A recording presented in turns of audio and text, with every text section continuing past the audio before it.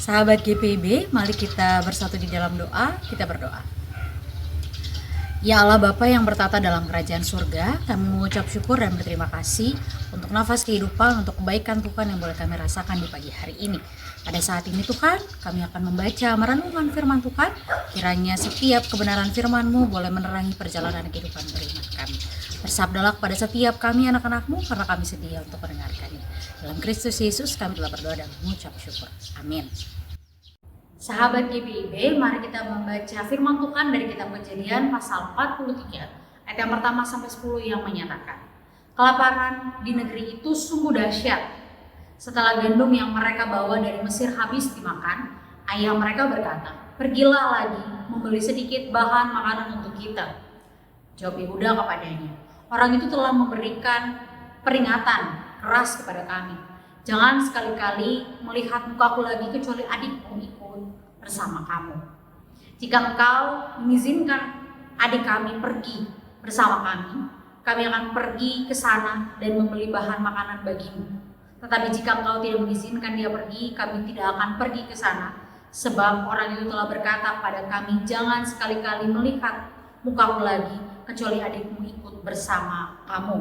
Lalu Israel berkata, mengapa kamu mendatangkan kesengsaraan ini kepadaku dengan memberitahukan kepada orang itu bahwa kamu masih mempunyai seorang adik? Jawab mereka, orang itu menanyai kami dengan sesama tentang kami sendiri dan sanak saudara kita. Masih hidupkah ayahmu? Masih adakah saudaramu yang lain? Kami telah memberitahukan kepada semua kepadanya sesuai dengan pertanyaan-pertanyaan itu. Bagaimana mungkin kami tahu bahwa ia akan berkata, bawalah adikmu ke sini.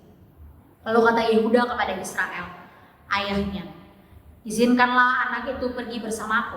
Kami akan bersiap dan pergi supaya kita tetap hidup. Jangan sampai kita mati, baik kami, engkau, maupun engkau dan anak-anak kami. Akulah yang akan menjadi jaminan baginya.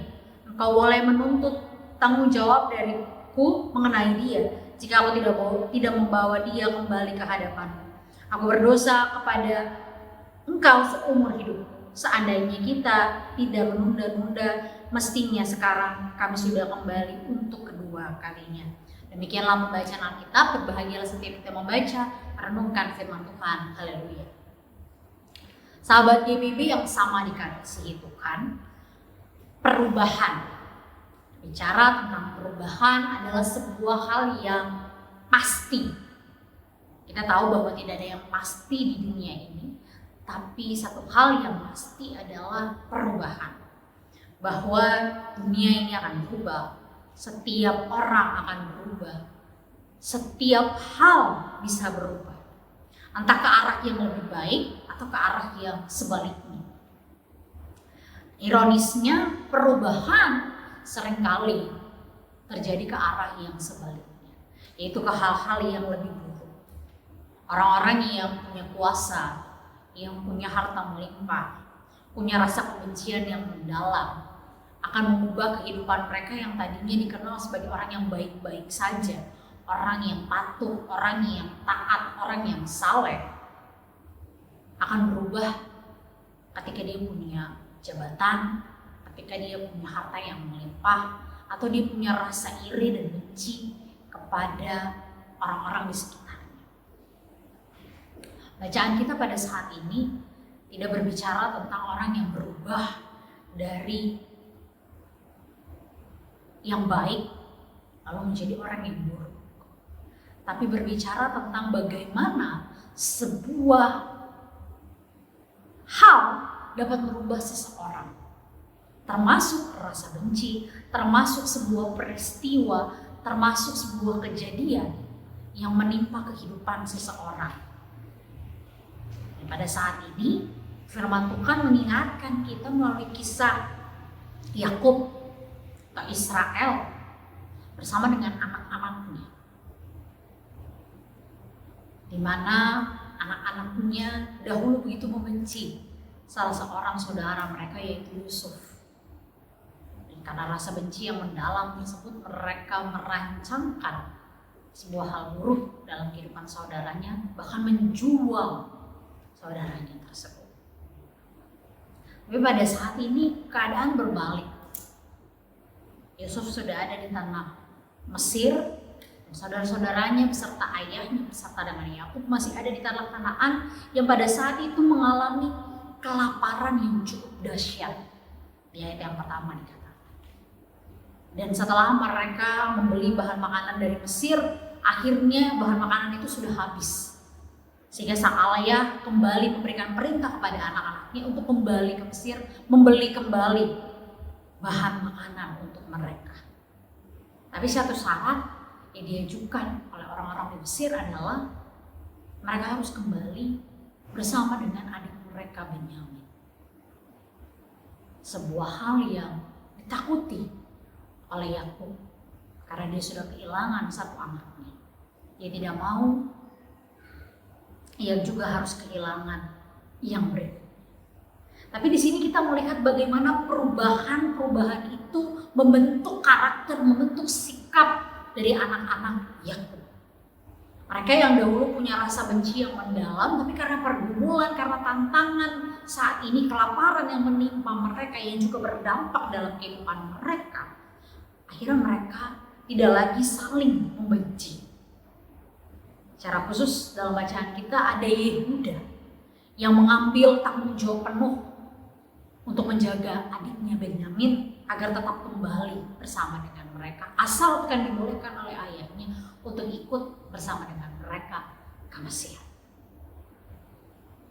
Ada perubahan, bahwa manusia bisa berubah. Kita seringkali berpikir bahwa kalau sudah sekali melakukan kesalahan mungkin dia tidak akan berubah lagi. Tapi kita melihat bahwa ketika ada kesempatan, ketika ada hikmat yang menuntun mereka, ketika ada kesadaran, maka tidak ada yang mustahil.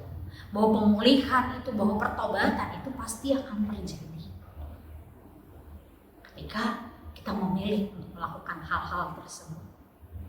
Maka hari ini, sahabat GBB yang terkasih, ketika saat ini kita sadar bahwa ada begitu banyak kesalahan kita, ada begitu banyak hal yang terjadi yang tidak sesuai dengan apa yang Tuhan kehendaki, firman Tuhan kembali mengingatkan kita untuk milikilah hikmat Tuhan.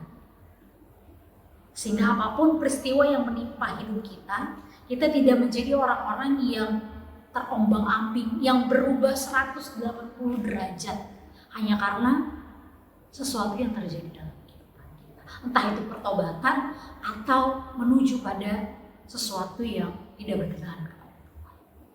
Syukur-syukur kalau kita beralih pada pertobatan, pada tanggung jawab yang penuh, sama seperti Yehuda dan juga saudara-saudaranya. Mereka menjadi pribadi yang lebih bertanggung jawab lagi, menjadi pribadi yang lebih baik lagi setelah pergumulan menimpa hidup mereka. Nah, pertanyaannya bagaimana dengan kita?